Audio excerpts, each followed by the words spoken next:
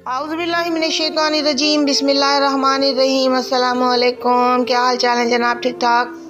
अल्लाह पाक आपको हमेशा फूलों की तरह हंसता और मुस्कुराता हुआ रखे। जहाँ रहें खुश रहें, आबाद रहें, फूलों की तरह हंसते और मुस्कुराते रहें। मैं और आप हैं अपने प्रोग्राम में जिसका नाम है दिल की बात सफ़ा के साथ। इंसान की एक फितरत है कि वो चाहता है कि हमारी खामोशी हमारी ज़बान बन जाए, हमारी आँखों के अंदर छुपे हुए एहसासात का कोई अंदाज़ा लगा ले, लेकिन अक्सर ऐसा होता नहीं और तब इंसान टूटने लगता है और ज़रूरत पेश आती है खुद से बात करने की।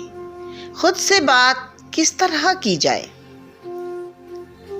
जब इंसान किसी से बात नहीं कर पाता या उसे लगता है कि कोई उसे समझ नहीं रहा, तो वो अपने दिल को बंद कर लेता है। याद रखें, दिल को बंद करना कोई मसले का हल नहीं। कुरान पाक में अल्लाह पाक फरमाते हैं, और तुम्हारे अपने अंदर भी निशानियां हैं, क्या तुम देखते नहीं?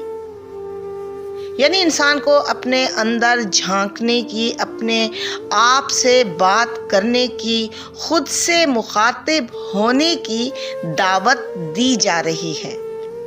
साइंस के मुताबिक सेल्फ टॉक इंसान के जहन का बोझ कम कर देती है, दिल की धड़कन को नॉर्मल कर देती है।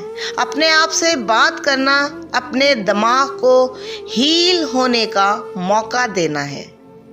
हमें इसके लिए कुछ इकदाम करने हैं। पहला कदम, आप रुक जाएं, अपने दिल पर हाथ रखें। ये जगह है जहां आप हीलिंग कर रहे हैं। दूसरा कदम, अपने आप को नाम लेकर पुकारें और कहें कि तुम मजबूत हो, तुम खुद को संभाल सकते हो।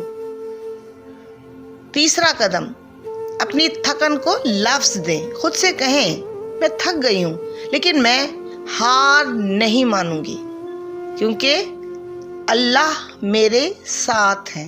चौथा कदम, अपने दर्द से भागे नहीं, उसे गले लगाएं। दर्द को मान लेना सबसे पहला दरवाज़ा है हीलिंग का।